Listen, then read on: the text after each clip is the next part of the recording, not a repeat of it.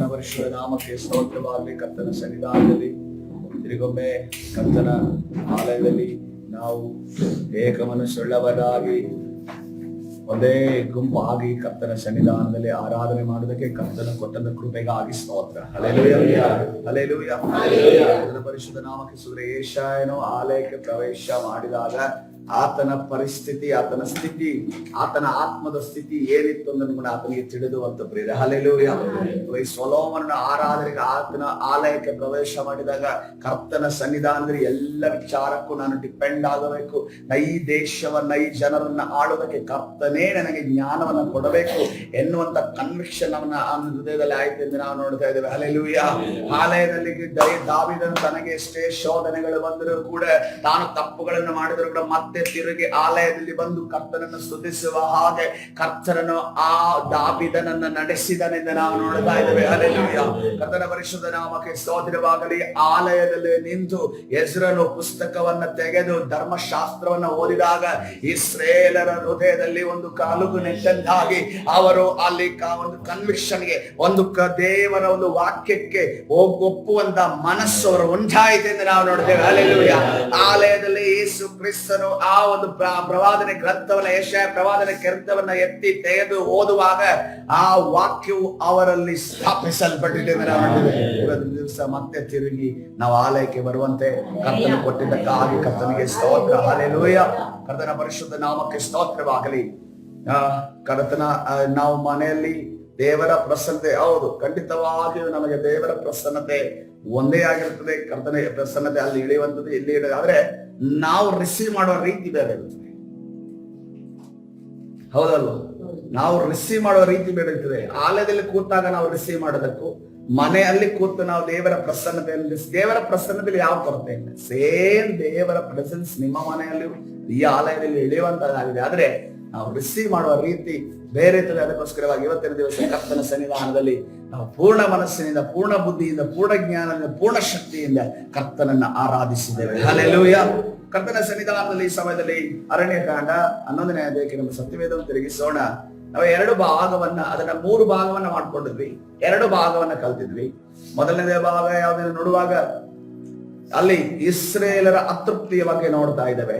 2ನೇ ಭಾಗವನ್ನು ನೋಡುವಾಗ ಮೋಶೆ ತನ್ನ ಒಂದು ನಿರ್ಧಾರದಲ್ಲಾಗಿರೋ ಮಾತಿನಲ್ಲಾಗಿರಬಹುದು, ಅವಘಡವನ್ನ ಅರ್ಜೆನ್ಸಿಯಿಂದ ಮಾಡಿದಂತ ಅವಂತರದಿಂದ ತನಗೆ ಇರಬೇಕಾದ ಆತ್ಮಿಕ ವರದಾನಗಳಲ್ಲಿ ಇನ್ನೊಬ್ಬರಿಗೆ ಕೊಡುವಂತೆಯೋ, ಅದೇ ರೀತಿಯಲ್ಲಿ ಪ್ರವಾದಿ ಅಂದ್ರೆ ಇಸ್ರೇಲ್ನಲ್ಲಿ ಆ ಸಮಯದಲ್ಲಿ ಮೋಶೆ ಮಾತ್ರ ಇದ್ದ. ಆದ್ರೆ ಪ್ರವಾದಿಗಳ ಒಂದು ಗುಂಪು ಅಲ್ಲಿ ಏರ್ಪಟ್ಟಿದ್ದು. ಕೊನೆಗೆ ಒಂದು ವ್ಯಕ್ತಿಗಳೇ ಈತನ ವಿರುದ್ಧವಾಗಿ ಮಾತನಾಡೋದಕ್ಕೆ ಎದ್ದು ನಿಂತರು ಅಂತಂದ್ರೆ ಇದಕ್ಕೆ ಮಾರ್ಗ ಆಯ್ತು ಎಲ್ಲಿ ಅಂತಂದ್ರೆ, ಮೋಶೆ ನನಗಾಗೋದಿಲ್ಲ, ನಾನೇನು ಮಾಡ್ಲಿ, ನನಗೆ ಭಯ ಆಗ್ತಿದೆ, ನನಗೆ ಚಿಂತೆ ಆಗ್ತಿದೆ, ಇವರೇನೋ ನನ್ನನ್ನು ಮಾಡ್ಬಿಡ್ತಾರೆ ಅನ್ನೋ ರೀತಿಯ ಒಂದು ಚಿಂತೆ ಆತನನ್ನು ಸುತ್ತುವರಿದಿದೆ. ದೇವರು ಕರೆದಾತನು, ಆತನ ನಂಬಿಗಸ್ತನು, ಆತನು ನಮ್ಮಿಂದ ಮಾಡಿಸಲು ಶಕ್ತನಾಗಿದ್ದಾನೆ. ಹಲ್ಲೆಲೂಯಾ. ಈಗ 3ನೇ ಭಾಗಕ್ಕೆ ಹೋಗೋಣ. ಹಾಗಂತ ಹೇಳಿ ನಮಗಿಂತ ಮೋಶೆ ಕೆಳಗಡೆಯನ್ನೆಲ್ಲ, ಆದ್ರೆ ಮೋಶೆಯ ಜೀವಿತದಲ್ಲಿ ನಡೆದಂತ ಆ ಒಂದು ದೃಷ್ಟಾಂತ ನಮಗೆ ಕರ್ತನ ಸನ್ನಿಧಾನದಲ್ಲಿ ಕರ್ತನು ಕರೆದಾತನು ನಂಬಿಗಸ್ತನು ನಡೆಸುತ್ತಾನೆ ಅನ್ನುವುದನ್ನು ಹೇಳಿಕೊಡುವಂತದ್ದಾಗಿದೆ. 3ನೇದಾಗಿ ಅರಣ್ಯಕಾಂಡ 11ನೇ ಅಧ್ಯಾಯ 26ನೇ ವಚನಕ್ಕೆ ಬರೋಣ. ಈಗ ಕರ್ತನು ನಿರ್ಧಾರ ಮಾಡಿ ಆಯ್ತು, ಮೋಶೆಯ ಕೆಲವು ಆತ್ಮಿಕ ವರಗಳನ್ನ ಅಲ್ಲಿ 70 ಹಿರಿಯರಿಗೆ ಕೊಡಲ್ಪಡುತ್ತದೆ ಎಂದು ಅಂದ್ಕೊಂಡ ಆಯ್ತು. 70 ಹಿರಿಯರಿಗೆ ಕೊಡಲ್ಪಡುತ್ತದೆ. ಕರ್ತನ ಕೆಳಗಡೆ ಇಳಿದ ಆತನ ಪ್ರಸನ್ನತೆ ಇಳಿದು ಬರುತ್ತದೆ. ಆ 70 ಜನರ ಮೇಲೆ ಸುರಿಯಲ್ಪಡುತ್ತೆ. ಆದ್ರೆ ಅದರ 70 ಸಂಖ್ಯೆಯಲ್ಲಿ ಸುರಿಯಲ್ಪಡೋದಿಲ್ಲ. ಎಷ್ಟು ಜನರ ಮೇಲೆ ಸುರಿಯಲ್ಪಡುತ್ತೆ? ಆ ಒಂದು ಗುಡಾರದಲ್ಲಿ 68 ಜನರ ಮೇಲೆ ಮಾತ್ರ ಸುರಿಯಲ್ಪಡುತ್ತೆ. 68 ಜನರ ಮೇಲೆ ಮಾತ್ರ ಸುರಿಸಲ್ಪಟ್ಟಿದೆ. ಯಾರ್ಯಾರ ಮೇಲೆ ಆ ಪರಿಶುದ್ಧ ಆತ್ಮನ ಸೊರಿಸುವಿಕೆ ಉಂಟಾಗಬೇಕೆಂದು ಲಿಸ್ಟ್ ಅನ್ನ ಆ ಪಾಳಯದಲ್ಲಿ ಅಥವಾ ಕುಲಗಳಲ್ಲಿ ಕೊಡಲ್ಪಟ್ಟಿತ್ತು. ಅವರೆಲ್ಲರೂ ಕೂಡ ಪ್ರೆಸೆಂಟ್ ಆಗಿರಬೇಕು, ಅವರೆಲ್ಲರೂ ಕೂಡ ಗುಡಾರದ ಹತ್ರ ಬರಬೇಕು ಎನ್ನುವಂತ ಒಂದು ಘೋಷಣೆ ಆಗಿತ್ತು. ಆದ್ರೆ ಘೋಷಣೆ ಆದ್ರೂ ಕೂಡ 68 ಜನ ಮಾತ್ರ ಬಂದಿದ್ರು, 2 ಬಂದಿರಲಿಲ್ಲ. ಆದ್ರೆ ಎಲ್ದಾದ್ ಮೇದಾದ್ ಎಂಬರಿಬ್ಬರು ಪಾಳೆಯದೊಳಕ್ಕೆ ನಿಂತಿದ್ದರು. ಇವರು ಗುಡಾರದ ಬಳಿಗೆ ಬರದೆ ಎಲ್ಲಿ ನಿಂತಿದ್ರು? ಅವರ ಪಾಳೆಯ, ಅವರ ಒಂದು ಜಾಗ ಎಲ್ಲಿ ಕೊಡಲ್ಪಟ್ಟಿದೆಯೋ ಅಲ್ಲಿ ನಿಂತಿದ್ದಾರೆ. ಅವರ ಹೆಸರುಗಳು ಬರೆಯಲ್ಪಟ್ಟಿದ್ದಾಗಿಯೂ ಅವರು ದೇವ ದರ್ಶನದ ಗುಡಾರಕ್ಕೆ ಹೊರಟು ಹೋಗಲಿಲ್ಲ. ಆ ಆತ್ಮೀಯ ವರಗಳು ಅವರಿಗೂ ದೊರೆತದರಿಂದ ಅವರು ಪಾಳೆಯದೊಳಗೆ ಪರವಶರಾಗಿ ಪ್ರವಾದಿಸಿದರು. ದೇವರ ಆಜ್ಞೆ ಏನಿತ್ತು ಅಂತಂದ್ರೆ, ನೀವು ಗುಡಾರದ ಬಳಿಗೆ ಬರಬೇಕು 70 ಜನ. ಮೋಶೆ ಆರೋನನ ಒಂದು ಕಣ್ಣ ಮುಂದೆ ಆ 70 ಜನರ ಮೇಲೆ ಆತ್ಮನ ಸುರಿಸುವಿಕೆ ನಡೆಸಬೇಕು, ಆಗಬೇಕು ಅನ್ನುವಂತ ಒಂದು ಕಟ್ಟಪ್ಪಣೆ ಇತ್ತು. ಆದ್ರೆ ಇವರಿಬ್ಬರು ಬರಲಿಲ್ಲ. ಆದ್ರೂ ಕೂಡ ಇವರ ಮೇಲೆ ಆತ್ಮನ ಸುರಿಸುವಿಕೆ ಉಂಟಾಯಿತು. ಇದು ನನಗೆ ಆಶ್ಚರ್ಯ ತಂತು. ಇವರು ದೇವರು ಕೊಟ್ಟಿರುವಂತ ಆಜ್ಞೆಯನ್ನ ಪಾಲಿಸದೆ ಹೋದ್ರು ಕೂಡ ಆ ಸಮಯದಲ್ಲಿ, ನಾನು ದಶಾಜ್ಞೆ ಬಗ್ಗೆ ಮಾತಾಡ್ತಾ ಇಲ್ಲ, ನಮಗೆ ಹೊಸ ಒಡಂಬಡಿಕೆಯಲ್ಲಿರುವಂತಹ ಯೇಸು ಕ್ರಿಸ್ತನ ಕೊಟ್ಟಿರುವಂತಹ ಆಜ್ಞೆ ಬಗ್ಗೆ ನಾನು ಮಾತಾಡ್ತಾ ಇಲ್ಲ. ಆದ್ರೆ ಒಂದು ಇನ್ಸ್ಟ್ರಕ್ಷನ್ ಕೊಡಲ್ಪಟ್ಟಿತ್ತು, ನೀವು ನಿಮ್ಮನ್ನ ಪ್ರೆಸೆಂಟ್ ಮಾಡಬೇಕು, ಎಲ್ಲಿ ಗುಡಾರದ ಬಳಿಯಲ್ಲಿ ನೀವು ಬರಬೇಕು. ಆದ್ರೆ ಇಬ್ಬರು ಬಂದಿಲ್ಲ. ಆದರೂ ಕೂಡ ಅವರ ಪಾಳೆಯದಲ್ಲಿರುವಾಗಲೇ ದೇವರ ಪ್ರಸನ್ನತೆ, ದೇವರ ಸಾನ್ನಿಧ್ಯ ಅವರ ಮೇಲೆ ಇಳಿಯುತ್ತಿದೆ ನಾವು ನೋಡ್ತೇವೆ. ಇದನ್ನು ನಾನು ತಿಳಿದಕ್ಕೆ ಪ್ರಯತ್ನ ಪಟ್ಟಾಗ, ಚರಿತ್ರೆಗಳಲ್ಲಿ ನೋಡುವಾಗ, ಈ ಎಲ್ದಾದ್ ಮೇದಾದ್ ಯಾಕೆ ಬರಲಿಲ್ಲ? ಇವರು ಬರ್ದೇ ಇದಕ್ಕೆ ಕಾರಣ ಏನು? ಇವರು ಬರ್ದೇ ಇದ್ರು ಯಾಕೆ ಇವರ ಮೇಲೆ ಆತ್ಮನ ಸುರಿಸುವಿಕೆ ಉಂಟಾಯಿತು? ದೇವರು ಇವರ ಪಕ್ಷದಲ್ಲಿ ಯಾಕೆ ನಿಂತರು? ಮೋಶೆ ಯಾಕೆ ಇವರ ಪಕ್ಷದಲ್ಲಿ ಮಾತಾಡ್ತಾ ಇದ್ದಾನೆ ಅನ್ನೋದನ್ನ ತಿಳಿದುಕೊಳ್ಳುವಂತ ಸಮಯದಲ್ಲಿ ನನಗೆ ಆಧಾರ ಸಿಕ್ಕಿದ್ದು, ಎಲ್ದಾದ್ ಮೇದಾದ್ ವಿಚಾರವಾಗಿ ಎಲ್ಲೂ ಕೂಡ ಬೇರೆ ಕಡೆ ಎಲ್ಲೂ ಕೂಡ ಅವರು ಯಾಕೆ ಬಂದಿಲ್ಲ ಅಂತ ಅನ್ಕೊಂಡು ಬರೆಯಲ್ಪಟ್ಟಿಲ್ಲ. ಆದ್ರೆ ನಮಗೇನು ಆಧಾರ ಸಿಗುತ್ತೆ ಅಂತಂದ್ರೆ, ಅವರು ಸಿಮಿಲರ್ ಟು ದಟ್, ಅಂದ್ರೆ ಆ ಒಂದು ರೀತಿಯಲ್ಲಿ ಅವರು ಆ ಒಂದು ಪ್ರಸನ್ನತೆಯನ್ನು ದೂರ ನಿಂತಿದ್ದು ಯಾಕೆ ಅನ್ನೋದನ್ನ ತಿಳಿದು ಬರ್ತದೆ. ಅದನ್ನ ಓದಬೇಕು ಅಂತಂದ್ರೆ, ಮೊದಲನೇ ಸಮುವೇಲ 10ನೇ ಅಧ್ಯಾಯ 19ನೇ ವಚನಕ್ಕೆ ಬರೋಣ. ಮೊದಲನೇ ಸಮುವೇಲ 10ನೇ ಅಧ್ಯಾಯ 19ನೇ ವಚನಕ್ಕೆ ಬರೋಣ. ಕರ್ತನ ಪರಿಶುದ್ಧ ನಾಮಕ್ಕೆ ಸ್ತೋತ್ರವಾಗಿ. ನಮಗೆಲ್ಲರಿಗೂ ಗೊತ್ತು, ಇಸ್ರಾಯೇಲರು ನ್ಯಾಯಸ್ಥಾಪನ ಕಾಲ ಮುಗಿದ ನಂತರ ಸಮುವೇಲನ ಒಂದು ಕಾಲಮಾನದಲ್ಲಿ ಅವರು ಒಂದು ರಿಕ್ವೆಸ್ಟ್ ಅನ್ನ ಇಡ್ತಾರೆ. ಏನಂತಂದ್ರೆ, ಎಲ್ಲಾ ದೇಶಗಳಿಗೆ, ಎಲ್ಲಾ ಜನಾಂಗಗಳಿಗೆ ಈ ಲೋಕದಲ್ಲಿ ಒಬ್ಬೊಬ್ಬ ರಾಜನಿದ್ದಾನೆ, ನಮಗೆ ರಾಜನಿಲ್ಲ ಅನ್ನುವಂತ ಅವರ ಒಂದು ರಿಕ್ವೆಸ್ಟ್. ಆದ್ರೆ ಈ ಇಸ್ರಾಯೇಲರಿಗೆ ಒಂದು ತಿಳಿದಿಲ್ಲ, ಅವರಿಗೆ ರಾಜನು, ಕರ್ತನು, ದೇವರು ಎಲ್ಲವೂ ಕೂಡ ಕರ್ತನಾದ ಸರ್ವಶಕ್ತನಾದ ದೇವರೇ ಆಗಿದ್ದಾನೆ. ಹಲ್ಲೆಲೂಯಾ. ಆದ್ರೆ ಆ ಸರ್ವಶಕ್ತನ ಆಳ್ವಿಕೆಗಿಂತ ಅವರಿಗೆ ಯಾರ ಆಳ್ವಿಕೆ ಬೇಕಾಯ್ತು? ಮನುಷ್ಯರ ಆಳ್ವಿಕೆ ಬೇಕು ಅಂತ ಅನ್ಕೊಂಡು ಬಯಸಿದ್ರು. ಇವತ್ತಿನ ದಿವಸವೂ ಕೂಡ ನಮಗೆ ಸರ್ವಶಕ್ತನಾದ ದೇವರ ನಡೆಸುವಿಕೆಗಿಂತ ಮನುಷ್ಯರ ನಡೆಸುವಿಕೆ ಮೇಲೆ ನಾವು ಡಿಪೆಂಡ್ ಆಗ್ತೀವಿ. ಯಾಕಂದ್ರೆ ಅವ್ರ ಕಣ್ಣಿಗೆ ಕಾಣ್ತಾರಲ್ಲ ಅಂತ ಅನ್ಕೊಂಡು, ಕಣ್ಣಿಗೆ ಕಾಣುವಂತ ಮನುಷ್ಯನನ್ನ ದೇವಮಾನವ ಅಂತ ಕರಿತೀವಿ. ಕಣ್ಣಿಗೆ ಕಾಣುವಂತ ಮನುಷ್ಯನಿಗೆ ತಲೆ ಬಾಗಿ ಕಾಲಿಗೆ ಬೀಳ್ತೀವಿ. ಕಣ್ಣಿಗೆ ಮನುಷ್ಯನನ್ನ ನಾವು ಪೂಜ್ಯರು ಅಂತ ಹೇಳ್ತೀವಿ. ಆದ್ರೆ ಕಣ್ಣಿಗೆ ಕಾಣದ ದೇವರನ್ನ ಯಾರು ಕೂಡ ಬೆಲೆ ಕೊಡೋದಿಲ್ಲ. ಇದು ಲೋಕಾರೂಢಿಯ ಆಗಿ ಲೋಕದಲ್ಲಿರುವಂತ ಜ್ಞಾನ ಆಗಿದೆ. ಅದಕ್ಕೋಸ್ಕರವಾಗಿ ಕರ್ತನು ಈ ಹೊಸ ಒಡಂಬಡಿಕೆಯಲ್ಲಿ ನೋಡ್ರಿ, ನಮಗೆ ಕರ್ತನು ಹೊಸ ಒಡಂಬಡಿಕೆಯಲ್ಲಿ ಆತನ ಆತ್ಮ ಸ್ವರೂಪನಾಗಿ ನಮ್ಮ ಮಧ್ಯದಲ್ಲಿದ್ದಾನೆ. Hallelujah, hallelujah. ಕರ್ತನ ಪರಿಶುದ್ಧ ನಾಮಕ್ಕೆ ಸ್ತೋತ್ರವಾಗಲಿ. ಯೇಸು ಕ್ರಿಸ್ತನು, ನಾವು ಅಂದ್ಕೊಳ್ತೇವೆ ಶಿಷ್ಯರು ಧನ್ಯರಾಗಿದ್ದಾರೆ, ಯಾಕೆಂತಂದ್ರೆ ಆತನ ಶಾರೀರವಾಗಿ ಆತನ ಇದ್ದನಲ್ಲ ಅಂತ ಅನ್ಕೊಂಡು. ಆದ್ರೆ ಶಿಷ್ಯರ ವಿಚಾರವಾಗಿ ಗಮನಿಸಿರಿ, ಶಾರೀರಿಕವಾಗಿ ಯೇಸು ಕ್ರಿಸ್ತನು ಪೇತ್ರನನ್ನ, ಅಪೊಸ್ತಲರನ್ನ ಬಿಟ್ಟು ಹೋದಾಗ ಅವರಲ್ಲಿ ಒಂದು ಹಿಂಜಾರುವಿಕೆ ಉಂಟಾಯಿತು. ಆದ್ರೆ ಈ ಕಾಲದಲ್ಲಿ ನಮಗೆ ಯಾವುದೇ ರೀತಿಯ ಭಯವಿಲ್ಲ, ಯಾಕಂದ್ರೆ ಪರಿಶುದ್ಧಾತ್ಮನು ಸದಾ ನಮ್ಮ ಜೊತೆ ಇರುವಾತನಾಗಿದ್ದಾನೆ. ಹಲ್ಲೆಲೂಯಾ. ಆತನು ಬಂದು ಹೋಗುವಂತ ಪರಿಶುದ್ಧ ಆತ್ಮನಾಗಿಲ್ಲ, ಆತನು ನೆಲೆಗೊಳ್ಳುವಂತ ಪರಿಶುದ್ಧ ಆತ್ಮನಾಗಿದ್ದಾನೆ. ಹಲ್ಲೆಲೂಯಾ. ನೀನು ಆರಾಧನೆಯನ್ನ, ಸ್ತುತಿಯನ್ನ, ಪ್ರಾರ್ಥನೆಯನ್ನ ಆಲಯದಲ್ಲಿ ಮಾಡಿದರು, ನೀನು ಮನೆಯಲ್ಲಿ ಮಾಡಿದರು, ಉದ್ಯೋಗದ ಸ್ಥಳದಲ್ಲಿ ಮಾಡಿದರು, ಹೋಗುವಾಗಲೂ ಬರುವಾಗಲೂ, ನಿನ್ನ ವೆಹಿಕಲ್ ಅಲ್ಲಿ ಕೂತಾಗಲೂ ಕೂಡ ಪರಿಶುದ್ಧಾತ್ಮನು ನಿನ್ನ ಜೊತೆಯಾಗಿರುತ್ತಾನೆ. ಹಲ್ಲೆಲೂಯಾ. ಹಿಂದೆ ಸೀಟ್ ಅಲ್ಲಿ ಯಾರು ಕೂತೆ ಇದ್ರು ಪರವಾಗಿಲ್ಲ, ನೀನು ಪರಿಶುದ್ಧಾತ್ಮನನ್ನ, ಯೇಸು ಕ್ರಿಸ್ತನನ್ನ ನೆನೆಸುವಾಗ, ಯೇಸು ಕ್ರಿಸ್ತನ ನಾಮದಲ್ಲಿ ಪ್ರಾರ್ಥನೆ ಮಾಡುವಾಗ, ನಿನ್ನ ಜೊತೆಗಾರನಾಗಿ ಹಿಂದೆ ಸೀಟಿನಲ್ಲಿ ಪರಿಶುದ್ಧಾತ್ಮನು ನಿನ್ನ ಜೊತೆ ಬರುವಾತನಾಗಿದ್ದಾನೆ. Hallelujah, hallelujah. ಕರ್ತನ ಪರಿಶುದ್ಧ ನಾಮಕ್ಕೆ ಸ್ತೋತ್ರವಾಗಲಿ. ಇಲ್ಲಿ ನಾವು ನೋಡ್ತಾ ಇದ್ದೇವೆ 19ನೇ ವಚನ, ನೀವಾದರೂ ನಿಮ್ಮನ್ನು ಕಷ್ಟ ಸಂಕಟಗಳಿಂದ ಬಿಡಿಸಿದ ನಿಮ್ಮ ದೇವರಾದ ನನ್ನನ್ನು ಈಗ ತಿರಸ್ಕರಿಸಿ ನಮಗೊಬ್ಬ ಅರಸನನ್ನು ನೇಮಿಸಿ ಎಂದು ಹೇಳುತ್ತೀರಿ ಅನ್ನುತ್ತಾನೆ. ಆದುದರಿಂದ ನೀವು ಕುಲ ಕುಲವಾಗಿಯೂ ಗೋತ್ರ ಗೋತ್ರವಾಗಿಯೂ ಯೆಹೋವನ ಸನ್ನಿಧಿಯಲ್ಲಿ ಕಾಣಿಸಿಕೊಳ್ಳ್ರಿ ಎಂದು ಅಪ್ಪಣೆ ಮಾಡಿದನು. ಇಲ್ಲಿ ನೋಡಿದ್ದೇವೆ, ಸೇಮ್ ಅದೇ ರೀತಿಯಲ್ಲಿ ಅಲ್ಲಿ 70 ಜನರನ್ನ ಕರ್ತನ ಲಿಸ್ಟ್ ಕೊಟ್ಟನು, ಅವರನ್ನ ಕರೆದ್ರು. ಆದ್ರೆ ಇಲ್ಲಿ ಏನ್ ಮಾಡ್ತಾರೆ, ಆ ಕುಲಗಳಲ್ಲಿ ಆರಿಸುವಿಕೆ ನಡೆಸ್ತಾ ಇದೆ. ಆವಾಗ ನಡೆಸುವಂತಹ ಸಂದರ್ಭದಲ್ಲಿ ಸಮುವೇಲನು ಇಸ್ರಾಯೇಲರ ಎಲ್ಲಾ ಕುಲಗಳನ್ನು ಸಮೀಪಕ್ಕೆ ಕರೆದಾಗ ಬೆನ್ಯಾಮೀನ್ ಕುಲಕ್ಕೆ ಚೀಟು ಬಿದ್ದಿತು. ಆ ಕುಲದ ಗೋತ್ರಗಳನ್ನು ಬರಮಾಡಿದಾಗ ಮಟ್ರಿಯ ಗೋತ್ರದಲ್ಲಿ ಕೀಷನ ಮಗನಾದ ಸೌಲನಿಗೆ ಚೀಟು ಬಿದ್ದಿತ್ತು. ಅವನನ್ನು ಹುಡುಕಲು ಅವನು ಸಿಕ್ಕಲಿಲ್ಲ.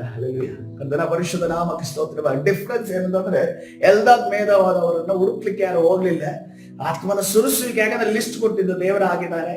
ಅವರು ಬಂದಿದ್ದವರಿಗೆ ಅಲ್ಲಿ ಸುರಿಸುವಿಕೆ ಆಯ್ತು. ಆದ್ರೆ ಲಿಸ್ಟ್ ಅಲ್ಲಿ ಇದ್ದಿದ್ದು ಇಬ್ಬರಿಗೆ, ಅವ್ರು ಎಲ್ಲಿದ್ರು ಅಲ್ಲಿ ಸುರಿಸುವಿಕೆ ನಡೆಯಿತು. ಇಲ್ಲಿ ಕರ್ತನ ಏನ್ ಮಾಡ್ತಾ ಇದ್ದಾನೆ, ಆರಿಸುವಿಕೆ ಹೆಸರು ಯಾರ ಮೇಲೆ ಬಂತು?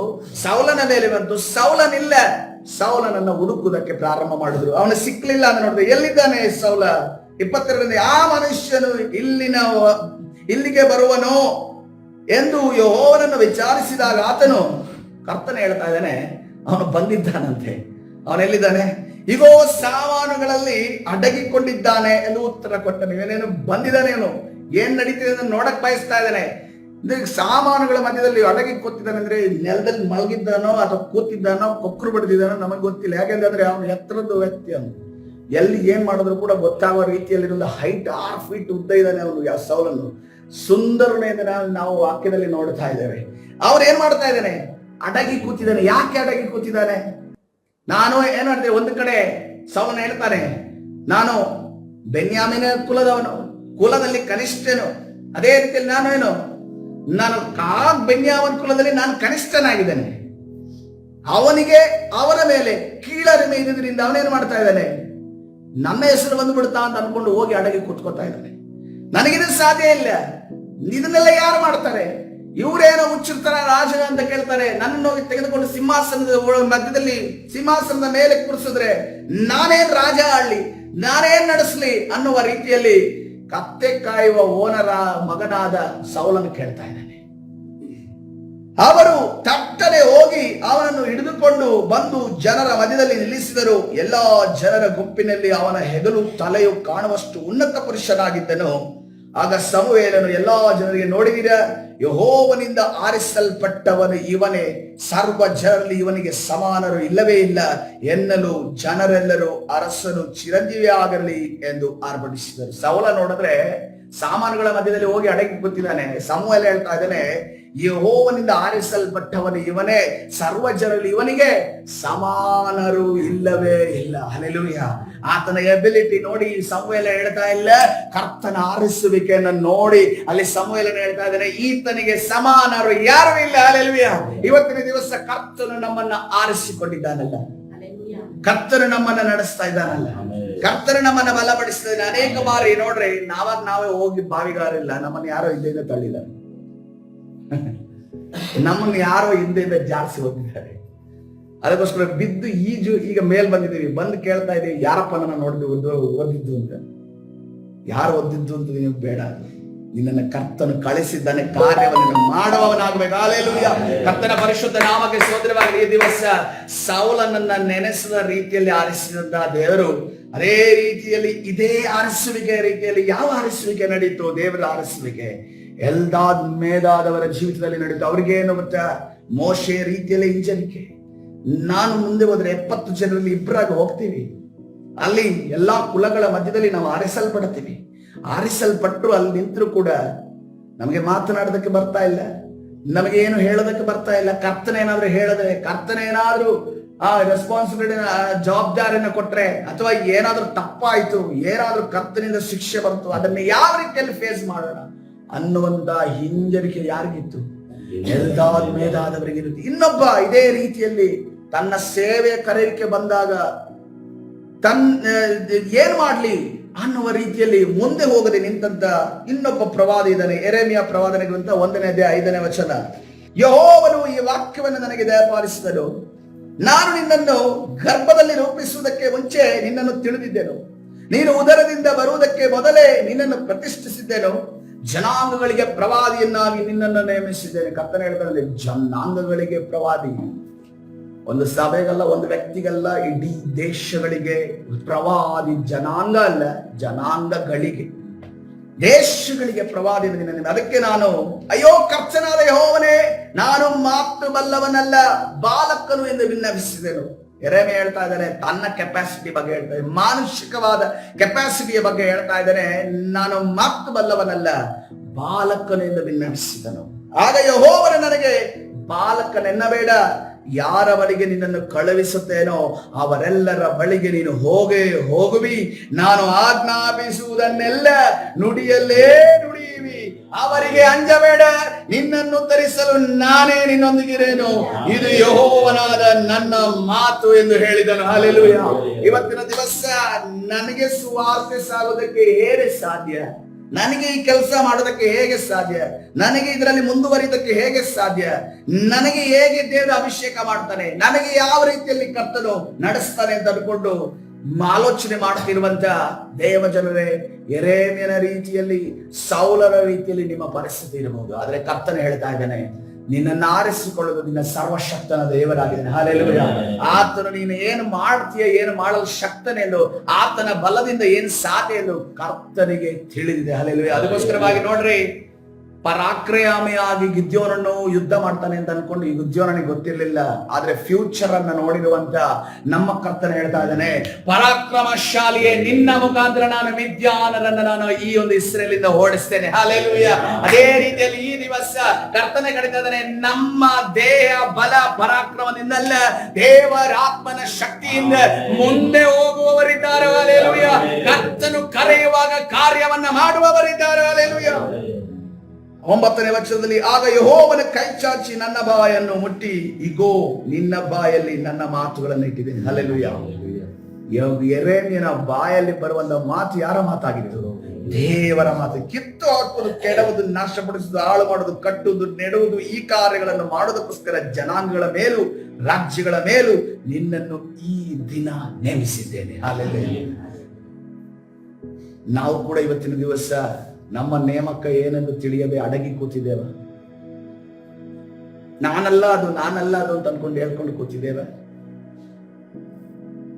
ಆತರ ಹೇಳ್ಕೊಂಡು ನಮ್ಮ ಕೆಲಸಗಳಲ್ಲಿ ಗುಡಾರದ ಬಳಿಗೆ ಬರ್ಬೇಕಾಗಿರೋ ನೀನು, ದೇವರ ಕಾರ್ಯವನ್ನ ಮಾಡಬೇಕಾಗಿರೋ ನೀನು, ದೇವರ ಸುವಾರ್ತೆಯನ್ನ ಸಾರಬೇಕಾಗಿರೋ ನೀನು ಪಾಳ್ಯದಲ್ಲಿ ಇದ್ದುಕೊಂಡು ನಿನ್ನ ಕೆಲಸವನ್ನು ನೀನು ಮಾಡ್ತಾ ಇದೀಯ. ಇವತ್ತಿನ ದಿವಸ ನೀನು ಅದನ್ನು ಪರೀಕ್ಷಿಸಿಕೊಳ್ಬೇಕು. ಹಲ್ಲೆಲೂಯಾ. ಯಾಕಂದ್ರೆ ನೋಡ್ರಿ, ಅಲ್ಲಿ ಏನ್ ನಡೀತಾ ಇದೆ? ಅರಣ್ಯಕಾಂಡ 11ನೇ 26ನೇ ವಚನ. ನಿಮಗೆ 2 ನಿದರ್ಶನ ನಾನು ವಿವರಿಸಿದೆ. ಒಂದು ಸೌಲನ ಆರಿಸುವಿಕೆ, ಒಂದು ಯೆರೆಮೀಯನ ಆರಿಸುವಿಕೆಯಿಂದ ನಮ್ಗೆ ಏನ್ ತಿಳಿತದೆ? ಎಲ್ದಾದ್ ಮೇದಾದ್ ಅವರ ಆರಿಸುವಿಕೆ ಕೂಡ ಇದೇ ರೀತಿಯಲ್ಲಿ ನಡೀತು. ಆದ್ರೆ ಅವ್ರೇನ್ ಮಾಡಿದ್ರು? ಹಿಂಜರಿದ್ರು. ಆದ್ರೆ ಕರ್ತರು ಏನ್ ಮಾಡ್ತಾ ಇದ್ದಾನೆ? ಅಲ್ಲಿ 28ನೇ ವಚನದಲ್ಲಿ, ಯೌವನದಿಂದ ಮೋಶೆಗೆ ಶಿಷ್ಯನಾದ ನೂನನ ಮಗ ಯೆಹೋಶುವನ ಮೋಶೆಗೆ, ಇಲ್ಲಿ ಜೊತೆಯಲ್ಲೇ ಇರುವವನು, ಶಿಷ್ಯನಾಗಿದ್ದವನು, ಇವನೇನ್ ಮಾಡ್ತಾ ಇದ್ದಾನೆ? ಎಲ್ಲರನ್ನ 70 ಜನ ಬಂದಿದ್ದೇನಪ್ಪ? ಬಂದಿದ್ದೀವಿ. ಸರಿ ಆಯ್ತು. ಈಗ ಇನ್ನು ಕೂಡ ಲೆಕ್ಕ ಹಾಕಕ್ಕೆ ಪುರುಷತ್ತಿಲ್ಲ. ಆಗ್ಲೇ ದೇವರ ಆತ್ಮ ಸುರಿದಾಯ್ತು. ಸುರಿದ ನಂತರ ನೋಡ್ತಾರೆ 68 ಜನ ಮಾತ್ರ ಬಂದಿದ್ರು, 2 ಬಂದಿಲ್ಲ. 2 ಬಂದಾಗ ಈಗ ನೂರನ ಮಗ ಏನಂದ್ರೆ ಜೊತೆಯಲ್ಲೇ ಇದ್ದವನು, ಜೊತೆಯಲ್ಲೇ ಎಲ್ಲ ಸೇವೆ ಮಾಡಿದವನು ಬರ್ತಾನೆ. ಏನಕ್ಕೆ ಬರ್ತಾನೆ? ನಾನು ಯಾವಾಗ ನಿಮ್ ಜೊತೆ ಇರ್ತೀನಿ, ದೇವ್ರು ನನ್ನ ಮೇಲೆ ಸುರಿಸಿದ್ದಾರೆ. ಈ 2 ಇದಾರಲ್ಲ, ಇವ್ರಿಬ್ರು ಬಂದಿಲ್ಲ. ಇವ್ರ ಮೇಲೆ ಸುರಿಸುವಿಕೆ ನಡೆಯಬಾರದು. ಇದನ್ನೇ ತಪ್ಪಿ ಹೋದ ಮಗನಿಗೂ ಅದೇ ರೀತಿಯಲ್ಲಿ ಮನೆಯಲ್ಲಿರುವ ಮಗನಿಗೂ ಇರುವಂತ ಡಿಫರೆನ್ಸ್ ಆಗಿದೆ. ನೀವು ಮುಂದಿನ ದಿವಸದಲ್ಲಿ ಧ್ಯಾನ ಮಾಡೋಣ. 29ನೇ ವಚನ, ಅದಕ್ಕೆ ಮೋಶೆ, ನನ್ನ ಗೌರವವನ್ನು ಕಾಪಾಡಬೇಕಿದ್ದೀಯೇ, ಯೆಹೋವನ ಅನುಗ್ರಹದಿಂದ ಆತನ ಜನರೆಲ್ಲರೂ ಆತ್ಮೀಯ ವರಗಳನ್ನು ಹೊಂದಿದವರು, ಪ್ರವಾದಿಸುವರು, ಆದರೆ ಅದೇ ಒಳ್ಳೆಯದು ಅಂದನು. ಹಲ್ಲೆಲೂಯಾ. ಆತನ ಪರಿಶುದ್ಧ ನಾಮಕ್ಕೆ ಸ್ತೋತ್ರ. ಯಾಕಂದ್ರೆ ಮೋಶೆಗೆ ಗೊತ್ತಿದೆ ಎಲ್ದಾದ್ ಬೇದದವರ ಪರಿಸ್ಥಿತಿ ಏನು. ಯಾಕಂದ್ರೆ ಒಂದು ದಿವಸ ಕರ್ತನು ಕರೆದು, ನೀನು ಐಗುಪ್ತ ದೇಶಕ್ಕೆ ಹೋಗಬೇಕು ಅಂತ ಅನ್ಕೊಂಡು ಹೇಳಿದಾಗ, ಐಗುಪ್ತ ದೇಶಕ್ಕೆ ನಾನು ಹೋಗೋದಿಲ್ಲ, ಆ ಫರೋನ್ ಮುಂದೆ ಹೇಗೆ ನಿಲ್ಲಿ? ನಾನು ಫರೋನ್ ಮುಂದೆ ನಿಲ್ಲುವಾಗ ನನಗೆ ಬಾಯಲ್ಲಿ ತೊದಲು ಮಾತು ಬಂದ್ರೆ ನನಗೆ ಅವಹೇಳನ ಆಗುತ್ತಲ್ಲ. ಮೊದಲೇನೋ ಕತ್ತಿ ವರಸೆ, ಈಟಿ ವರಸೆ, ಆ ಎಲ್ಲವನ್ನ ಮಾಡ್ಕೊಂಡು, ಬಿಲ್ಲು ವರಸೆಯನ್ನ ಮಾಡ್ಕೊಂಡು ಯುದ್ಧವೀರನಾಗಿ ನಿಂತಿದ್ದೆ. ಈಗ ಹೋಗಿದ್ರೆ ನಾನು ಕುರಿಗಳನ್ನ ಕಾಯುವ ಕುರುಬನಾಗಿ ಹೋಗಿ ಕೋಲನ್ನ ಹಿಡಿದುಕೊಂಡು ಬರವನ ಮುಂದೆ ನಿಂತ್ರೆ ಅವನು ಗೋಲ್ಯಾತನ ಹೇಳಿದ ರೀತಿಯಲ್ಲಿ ಕೋಲನ್ನು ಹಿಡಿದವರಿಗೆ ನ್ಯಾಯ ಅನ್ನೋ ರೀತಿಯಲ್ಲಿ ಅವನು ಕೇಳ್ತಾನೆ. ನನಗೆ ಮಾತು ಬರ್ತಾ ಇಲ್ಲ, ನನಗೆ ಮಾತು 3 ಸಾರಿ ಹೇಳ್ತಾನೆ. ಅದಕ್ಕೋಸ್ಕರ ದೇವರು ಯಾರನ್ನ ಆರಿಸ್ತಾರೆ? ಆರೋನನ್ನ ಆರಿಸ್ತಾರೆ. ಈ ಒಂದು ನೋವು, ಈ ಒಂದು ಹಿಂಜರಿಕೆ, ಈ ಒಂದು ಪರಿಸ್ಥಿತಿ ಮೋಶೆಗೆ ಗೊತ್ತಿದ್ರಿಂದ ಮೋಶೆ ಏನ್ ಹೇಳ್ತಾ ಇದ್ದಾನೆ? ನನ್ನ ಗೌರವವನ್ನು ಕಾಯ್ಬೇಕು ನೀನು ನನ್ನ ಮಗನಾದ ಯೋಶುವನೇ ಹೇಳ್ತಾ ಇದೀಯಾ? ನನಗೆ ಅವರ ಪರಿಸ್ಥಿತಿ ಏನಂತ ಗೊತ್ತಿದೆ, ಅವ್ರು ಯಾವ ಸ್ಥಿತಿಯಲ್ಲಿದ್ದಾರೆ ಅಂತ ಗೊತ್ತಿದೆ. ಅವರಿಗೆ ಮಾತಾಡಕ್ಕೆ ಬರುವುದಕ್ಕೆ ಅಥವಾ ಮುಂದೆ ಬರುವುದಕ್ಕೆ ಅವರಿಗೆ ಆಗ್ತಾ ಇಲ್ಲ. ಆದ್ರೆ ಕರ್ತನು ಆ ಒಂದು ವ್ಯಕ್ತಿಗಳನ್ನು ಕೂಡ ಹಿಡಿದು ಅಭಿಷೇಕಿಸುವ ದೇವರಾಗಿದ್ದಾನೆ ಅನ್ನೋದನ್ನ ಅಲ್ಲಿ ಕರ್ತನ ಆ ಮೋಶೆಯ ಮುಖಾಂತರವಾಗಿ ಕರ್ತನ ಮಾತಾಡ್ತಾ ಇದ್ದಾನೆ. ಇವತ್ತಿನ ದಿವಸ ಪ್ರಿಯರೇ, ಎಲ್ಲಾ ಕಾರ್ಯಗಳಿಗೂ ನಾವು ಹಿಂದೆ, ಎಲ್ಲಾ ಕಾರ್ಯಗಳು ನಾವು ಹಿಂದೆ. ಅದು ಬೇಡ, ಇದು ಬೇಡ, ನನಗೆ ಆಗಲ್ಲ, ನನಗೆ ಧೈರ್ಯ ಇಲ್ಲ, ನನಗೆ ಮುಂದೆ ಹೋಗೋದಕ್ಕೆ ಆಗೋದಿಲ್ಲ. ಎಲ್ಲಿ ಹೋದ್ರು ಕೂಡ ಸರ್ಕಾರಿ ಸ್ಥಳಗಳಲ್ಲಿ ಒಂದು ವಿಷಯಗಳನ್ನ ಮಾತಾಡೋಣ ಅಂತಂದ್ರೆ ಆಗಲ್ಲ, ನನಗೆ ಆಗಲ್ಲ, ನನಗೆ ಭಯ, ನನಗೆ ಯಾವಾಗಲೂ ನೋಡೋದು ಜುಗುಡ, ಏನಾಗುತ್ತೋ ಏನೋ, ಏನ್ ಬೈತಾರೋ ಏನೋ. ಸ್ಟೂಡೆಂಟ್ಸ್ ಆಗಿರ್ಬೋದು, ಕೇಳುತ್ತೇವೆ ಇವತ್ತಿನ ದಿವಸದಲ್ಲಿ ಟೀಚರ್ ಹತ್ರ ಹೋಗೋದಕ್ಕೆ ಭಯ, ಟೀಚರ್ ಹತ್ರ ಕೇಳಿಕೊಳ್ಳೋದಕ್ಕೆ ಭಯ. ನೋಡ್ರಿ, ನಾನು ಅಷ್ಟೊಂದು ಬ್ರಿಲಿಯಂಟ್ ಸ್ಟೂಡೆಂಟ್ ಅಲ್ಲ ಅಂತಂದ್ರೆ ಕೂಡ ಯಾರಾದ್ರೂ ಡೌಟ್ ಕೇಳ್ರಿ ಅಂತ ಅನ್ಕೊಂಡು ಟೀಚರ್ ಹೇಳೋದಾಗ್ಲಾದ್ರು, ಅಥವಾ ಈ ಬ್ರಿಲಿಯಂಟ್ ಸ್ಟೂಡೆಂಟ್ಸ್ ಹೋಗಿ ಡೌಟ್ ಕೇಳೋವಾಗಲೂ ನಮ್ಗೇನ್ ಆಸೆ ಅಂತಂದ್ರೆ ಸುಮ್ಮನೆ ಆದ್ರೂ ಹೋಗಿ ಒಂದು ಡೌಟ್ ಕೇಳ್ಕೊಂಬರ. ಯಾಕೆಂತಂದ್ರೆ ಆವಾಗ ಟೀಚರ್ ಕನೆಕ್ಷನ್ ನಮ್ದು ಚೆನ್ನಾಗಿರುತ್ತೆ. ಅವ್ರಿಗೂ ಏನಂತಂದ್ರೆ ನಮ್ಮ ಮೇಲೆ ಒಂದು ಕನಿಕರ ಬರುತ್ತೆ. ಓದಕ್ಕೆ ಇವ್ನಿಗೆ ಮನಸ್ಸಿದೆ, ಆಗ್ತಾ ಇಲ್ಲ ಅಷ್ಟೇ, ತಲೆಗೆ ಹೋಗ್ತಾ ಇಲ್ಲ ಅಷ್ಟೇ. ಅನೇಕ ಬಾರಿ ಹೋಗಿ ಡೌಟ್ ಕೇಳಿರೋದುಂಟು. ಡೌಟ್ ಕೇಳಿದ್ರು ಅವ್ರಿಗೆ ಆವಾಗ ಡೌಟ್ ಕ್ಲಿಯರ್ ಮಾಡಿದ್ರು ಅರ್ಥ ಆಗದೆ ಬಂದ್ರು ಕೂಡ ಮತ್ತೆ ತಿರುಗಿ ಹೋಗಿ ಕೇಳಿರೋದುಂಟು. ಯಾಕಂದ್ರೆ ಕ್ಲಾಸ್ ಅಲ್ಲಿ ಏನ್ ಎಕ್ಸ್ಪ್ಲನೇಷನ್ ಕೊಟ್ಟರು ಅದನ್ನೇ ಎಕ್ಸ್ಪ್ಲನೇಷನ್ ಮತ್ತೆ ತಿರುಗಿ ಕೊಟ್ರು, ನಮ್ಗೆಲ್ಲ ಅರ್ಥ ಆಗುತ್ತೆ. ಅದ ಅರ್ಥ ಆಗೋದ್ರೆ ನಾವು ಡೌಟ್ ಕೇಳೋದು ಅವಶ್ಯಕತೆನೇ ಇಲ್ಲ. ಅದಕ್ಕೆ ಏನ್ ಮಾಡ್ತಾ ಇದ್ರು, ಮತ್ತೆ ಹೋದಾಗ ಅವರು ಇವ್ನಿಗೆ ಹೋಗ್ತಾ ಇಲ್ಲ ತಲೆಗೆ, ಇವನು ಒಂಚೂರು ವಿವರಣೆ ಮಾಡಿ ಹೇಳ್ಬೇಕು ಅಂತ ಅನ್ಕೊಂಡು ಅವರು ಅದರ ಪೂರ್ವಭಾವಿಯನ್ನು ತೆಗೆದು ಅದನ್ನ 10th ಅಲ್ಲಿ 9th ಅಲ್ಲಿ ಕಲ್ತಿರೋದನ್ನ ವಿಚಾರಗಳನ್ನು ತೆಗೆದು ಆ PUC ವಿಚಾರಗಳನ್ನು ನಮ್ಗೆ ಕಲಿಸ್ಕೊಡ್ತಾ ಇದ್ರು. ಸೊ ಅದಕ್ಕೋಸ್ಕರವಾಗಿ ನಾವು ಯಾವುದಕ್ಕೂ ಕೂಡ ಹಿಂದೆ ಇರಬಾರ್ದು ಪ್ರಿಯರೇ, ನಾವು ಮುಂದೆ ಹೋಗಿ ಮಾತನಾಡುವವರಾಗಿರಬೇಕು. ಹಲ್ಲೆಲೂಯಾ. ಯಾಕಂದ್ರೆ ಕರ್ತನ ಹೇಳಿದಾದ್ರೆ ನಾವು ಕಾಲಿಟ್ಟ ಜಾಗವನ್ನ ಕರ್ತನು ನಮಗೆ ಕೊಡ್ತಾನೆ. ಹಲ್ಲೆಲೂಯಾ. ನಾವು ಯಾರ ಜೊತೆ ನಾನು ಅದನ್ನೇ ಝೂಮ್ ಮೀಟಿಂಗ್ ಫಿನಿಶ್ ಆಗುವಾಗ ನಿಮಗೆ ಹೇಳ್ತಿರೋದು, ನಾವು ಕಾಲಿಡುವಂತ ಜಾಗ, ನಾವು ಮಾತನಾಡುವಂತ ವ್ಯಕ್ತಿಗಳು, ನಮಗಿರುವಂತಹ ಆಲೋಚನೆ ಮಾತುಗಳು ಎಲ್ಲವೂ ಕೂಡ ಕರ್ತನ ಚಿತ್ತದ ಪ್ರಕಾರವಾಗಿರುವುದಾದರೆ ಆ ಸ್ಥಳ ನಮ್ಮದು ಪ್ರಿಯರೇ. ಹಲ್ಲೆಲೂಯಾ. ಆ ವ್ಯಕ್ತಿಗಳು ನಮ್ಮವರು. ಹಲ್ಲೆಲೂಯಾ. ಅಲ್ಲಿ ಕೆಲಸ ಕಾರ್ಯಗಳು ನಡೀತವೆ ಯೇಸುವಿನ ನಾಮದಲ್ಲಿ. ಅದು ಕರ್ತನು ನಮಗೆ ಕೊಟ್ಟಿರುವಂತ ಸ್ವಾಸ್ಥ್ಯವಾಗಿದೆ. ಹಲ್ಲೆಲೂಯಾ. ಯಾಕಂದ್ರೆ ಆದಾಮನಿಗೆ ಹೇಳ್ತಾ ಇದ್ದಾರೆ, ನೀನು ಈ ಲೋಕದ ಮೇಲೆ ನೀನು ದೊರೆತನ ಮಾಡಬೇಕು. ಹಲ್ಲೆಲೂಯಾ. ಯಾವ ರೀತಿಯ ದೊರೆತನ ಅಂದ್ಕೊಂಡು ಯೇಸು ಕ್ರಿಸ್ತನು ನಮಗೆ ಹೇಳ್ತಾ ಇದ್ದಾನೆ, ನೀತಿ ನ್ಯಾಯ ಧರ್ಮದ ಮುಖಾಂತರವಾಗಿ ನೀನು ಕಟ್ಟಳೆಗಳ ಮೇಲೆ ಅಥವಾ ನೀನು ನ್ಯಾಯದ ಸ್ಥಳದ ಮೇಲೆ ಅಥವಾ ನೀವು ಆಫೀಸ್ಗಳ ಮೇಲೆ ಕಾಲಿಡುವಾಗ ಕರ್ತನು ನಿನ್ನ ಪರ ಇದ್ದು ಯುದ್ಧ ಮಾಡುವಂತ ದೇವರು ಆತನಾಗಿದ್ದಾನೆ. ಆ ಜನಗಳನ್ನು ನಿಮಗೆ ಒಪ್ಪಿಸುವ ಆತನಾಗಿದ್ದಾನೆ. ಹಾಗೇನು ಮಾಡೋದಕ್ಕೂ ನಮಗೆ ಧೈರ್ಯ ಇಲ್ಲ. ಹಿಂದೆ ಹಿಂದೆ ಹಿಂದೆ ನಿಲ್ಲದ್ರೆ ಎಲ್ಲಿಯ ತನಕ ಹಿಂದೆ ತಿರುಗಿ ಓಡ್ತೀರ? ಇಸ್ರೇಲ್ ಒಂದು ಮಾತಾಡ್ತಾರೆ, ಯುದ್ಧ ಇಲ್ಲ, ಕಾದಾಟ ಇಲ್ಲ, ನೋ ಪ್ರಾಬ್ಲಮ್. ನೀವೇನಾದ್ರೂ ಯುದ್ಧಕ್ಕೆ ಬಂದ್ರೆ ಯುದ್ಧ ಏನಾಗುತ್ತೋ ಗೊತ್ತಿಲ್ಲ, ಆದ್ರೆ ನಾವು ಯುದ್ಧ ಸ್ಟಾರ್ಟ್ ಮಾಡಿದ್ರೆ ಎಲ್ಲಿ ತನಕ ನಾವು ಹೋಗ್ತೀವೋ, ಎಲ್ಲಿ ತನಕ ಆಕ್ರಮಣ ಮಾಡ್ತೀವೋ, ಎಲ್ಲಿ ತನಕ ನಮ್ಮ ಇಸ್ರೇಲ್ರ ಬಾವುಟನ ನಾವು ಅಲ್ಲಿ ಊರ್ತೀವೋ ಅಲ್ಲಿ ತನಕ ಅದು ನಮ್ಮ ಜಾಗ. ಹಲ್ಲೆಲೂಯಾ. ನಾವು ಯುದ್ಧಕ್ಕೆ ಬರಲ್ಲ, ನೀವು ನಮ್ಮನ್ನ ಕೆದಕಿ ಯುದ್ಧಕ್ಕೆ ಬಂದ್ರೆ, ನಮ್ಮ ವಿರುದ್ಧವಾಗಿ ನಿಂತ್ರೆ ನಾವು ಅದನ್ನ ಬಿಡೋದಿಲ್ಲ ಅಂತ ಅನ್ಕೊಂಡು ಹೇಳ್ತಾರೆ. ಹಲ್ಲೆಲೂಯಾ. ಅದು ಅವರಲ್ಲಿರುವಂತಹ ರಕ್ತ, ಆ ಬ್ಲಡ್. ನಮ್ಮಲ್ಲಿ ಇವತ್ತಿನ ದಿವಸ ಶಾರೀರಿಕವಾದ ಯುದ್ಧ ಇಲ್ಲ, ಆದ್ರೆ ಆತ್ಮಿಕವಾದ ಯುದ್ಧ ಇದೆ ಪ್ರಿಯರೇ. ಹಲ್ಲೆಲೂಯಾ. ನಾವು ಅದಕ್ಕಿಂತ ಶ್ರೇಷ್ಠವಾದ ಯುದ್ಧವನ್ನ ಮಾಡ್ತಾ ಇದ್ದೇವೆ. ಮನುಷ್ಯರನ್ನ ನಾವು ನೋಡ್ತಾ ಇಲ್ಲ, ಮನುಷ್ಯರ ಒಳಗಡೆ ಇರುವಂತಹ ದುರಾತ್ಮ ಶಕ್ತಿಗಳನ್ನ ನೋಡ್ತಾ ಇದ್ದೇವೆ. ಅದನ್ನ ಮುರಿಯುವಾಗ, ಬಲಿಷ್ಠನನ್ನ ನಾವು ಯಾವಾಗ ಕಟ್ಟಿ ಆಗ್ತೇವೋ ಜಯ ನಮ್ಮದಾಗುವಂತದಾಗಿದೆ. ಹಲ್ಲೆಲೂಯಾ. ಇವತ್ತಿನ ದಿವಸ ಜಯ ಹೊಂದುವವರಿದ್ದಾರೋ, ಧೈರ್ಯ ಹೊಂದುವವರಿದ್ದಾರೋ. ಯಾಕಂದ್ರೆ ಕರ್ತನು ನಮಗೆ ಕೊಟ್ಟಿರೋದು ಹೇಳಿತನದ ಆತ್ಮವಲ್ಲ, ಪ್ರೀತಿ, ಬಲ, ಶಿಕ್ಷಣದ ಆತ್ಮವಾಗಿದೆ. ಹಲ್ಲೆಲೂಯಾ. ಆ ಪ್ರೀತಿ ಬಲ ಶಿಕ್ಷಣದ ಆತ್ಮವನ್ನ ಹೊಂದಿಕೊಂಡವರಾಗಿ ನಾವು ಮುಂದೆ ಹೋಗುವುದಾದ್ರೆ ಕರ್ತನು ದೊಡ್ಡ ಕಾರ್ಯವನ್ನು ನಮ್ಮ ಜೀವಿತದಲ್ಲಿ ಮಾಡುವ ತನಗೆ ಒಂದು ವಾಕ್ಯವನ್ನ ಓದಿ ಮುಗಿಸಿಕೊಳ್ಳೋಣ. ನೋಡ್ರಿ, 2 ಕೊರಿಂಥ ಪತ್ರಿಕೆ 3ನೇ ಅಧ್ಯಾಯ 5ನೇ ವಚನ. ಈ ವಾಕ್ಯ ನನಗೆ ಎಷ್ಟು ಇಂಪ್ಯಾಕ್ಟ್ ಆಯ್ತು ಅಂತಂದ್ರೆ, 2ನೇ ಕೊರಿಂಥ ಬರೆದ ಪತ್ರಿಕೆ 3:5, ನಮ್ಮಿಂದಲೇ ಏನಾದರೂ ಉಂಟಾಯದೆಂದು ತೀರ್ಮಾನಿಸಿಕೊಳ್ಳುವುದಕ್ಕೆ ನಮ್ಮಷ್ಟಕ್ಕೆ ನಾವೇ ಸಮರ್ಥರಂತಲ್ಲ, ನಮಗಿರುವ ಸಾಮರ್ಥ್ಯವು ಎಲ್ಲಿಂದ ಬಂದದ್ದು? ದೇವರಿಂದಲೇ ಬಂದಿದ್ದು. ಹಲ್ಲೆಲೂಯಾ. ಇವತ್ತಿನ ದಿವಸ ದೇವರ ಸಾಮರ್ಥ್ಯದಿಂದ ನಿನ್ನ ಮುಂದೆ ಹೋಗುವುದಾದ್ರೆ ದೇವರು ನಿನ್ನನ್ನ ಎಲಿಜಿಬಲ್ ಆಗಿ ಯೋಗ್ಯನಾಗಿ, ಕರ್ತನು ಯೋಗ್ಯರನ್ನ ಆರಿಸಿಲ್ಲ, ಕರ್ತನು ಯೋಗ್ಯರನ್ನ ಆರಿಸಿಲ್ಲ, ಆತನು ಆರಿಸಿದ ನಂತರ ನಮ್ಮನ್ನು ಯೋಗ್ಯರನ್ನಾಗಿ ನಿಲ್ಲಿಸಿದ್ದಾನೆ. ಹಲ್ಲೆಲೂಯಾ. ಇದು ಕರ್ತನ ಆರಿಸುವಿಕೆ. ಆದ್ರೆ ಈ ಲೋಕದಲ್ಲಿ ಹೆಂಗೆ? ಯೋಗ್ಯರನ್ನ ಮಾತ್ರ ಆರಿಸ್ತಾರೆ, 90% ಮಾತ್ರ ಆರಿಸ್ತಾರೆ, 100% 99.99 ಅವರನ್ನ ಆರಿಸ್ತಾರೆ. ಅವ್ರನ್ನ ಕೂರಿಸಿ ಕಲಿಸಿ ಅವ್ರನ್ನ ರ್ಯಾಂಕ್ ಕೊಡಿಸೋದ್ರಲ್ಲಿ ಏನ್ರಿ ದೊಡ್ಡ ಕಾರ್ಯ? 60% ಇದಾರಲ್ಲ ಸ್ಟೂಡೆಂಟ್ಸ್, ಅವ್ರನ್ನ ಕೂರಿಸಿ ಓದಿಸಿ ಕಲಿಸಿ ರ್ಯಾಂಕ್ ಸ್ಟೂಡೆಂಟ್ ಮಾಡ್ತಾರಲ್ಲ, ಅದು ಇರೋದು. ಹಲ್ಲೆಲೂಯಾ. ಕರ್ತನ ಮಾಡ್ತಿರೋದು ಅದೇ.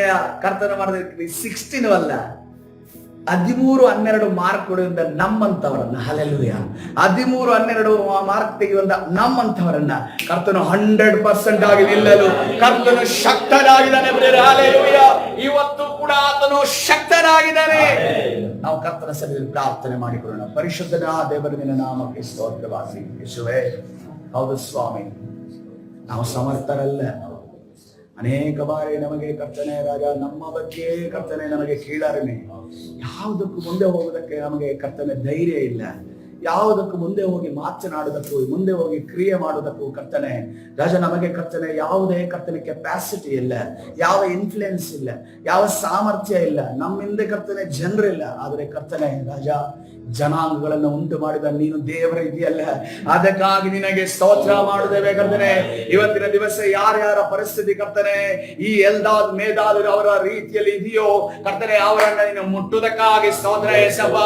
ಕರ್ತನೆ, ನೀನು ನಮ್ಮನ್ನ ಆರಿಸಿಕೊಂಡಿದೆಯಲ್ಲ, ನಾವು ನಿನ್ನ ಹಿಂದೆ ಬಂದಿಲ್ಲ, ನೀನು ನಮ್ಮನ್ನ ಆರಿಸಿಕೊಂಡಿದೀಯ ಕರ್ತನೆ. ನಿನ್ನ ಆರಿಸುವಿಕೆ ಎಂದೂ ಕೂಡ ಕರ್ತನೆ ಅದು ತಪ್ಪಾದಕ್ಕೆ ಸಾಧ್ಯ ಇಲ್ಲ ಕರ್ತನೆ ರಾಜ. ನಮ್ಮನ್ನ ನೀನು ಉಪಯೋಗಿಸುವುದಕ್ಕಾಗಿ ಸ್ತೋತ್ರ ಕರ್ತನೆ. ನಿನ್ನ ರಾಜ್ಯವನ್ನ ಕಟ್ಟುವುದಕ್ಕೋಸ್ಕರವಾಗಿ ಕರ್ತನೆ ಈ ಯೂಟ್ಯೂಬ್ ಮುಖಾಂತರವಾಗಿ, ಫೇಸ್ಬುಕ್ ಮುಖಾಂತರವಾಗಿ ಈ ಸಭೆಯಲ್ಲಿ ಕೂತಿರುವಂತಹ ಒಬ್ಬೊಬ್ಬರನ್ನ ಯೇಸುವಿನ ನಾಮದಲ್ಲಿ ಉಪಯೋಗಿಸುವುದಕ್ಕಾಗಿ ಸ್ತೋತ್ರ. ವಿರೋಧವಾಗಿ ಕಾರ್ಯ ಮಾಡುವಂತ ಎಲ್ಲಾ ಸೈತಾನನ ಕಾರ್ಯಗಳನ್ನ ನಜರೇತಿನ ಯೇಸುವಿನ ನಾಮದಲ್ಲಿ ಬಂಧಿಸಿ ಮುರಿದ ಬಿಡುಗಡೆ ಉಂಟು ಮಾಡಿ ನೀನು ತಾನೇ ನಡೆಸು. ಕರ್ತನಾದ ಯೇಸು ಸ್ವಾಭ್ಯಾಸದಲ್ಲಿ ಪ್ರಾರ್ಥಿಸಿ ಹೊಂದಿಕೊಳ್ತೇನೆ ಜೀವವುಳ್ಳ ತಂದೆಯೇ, ಆಮೆನ್.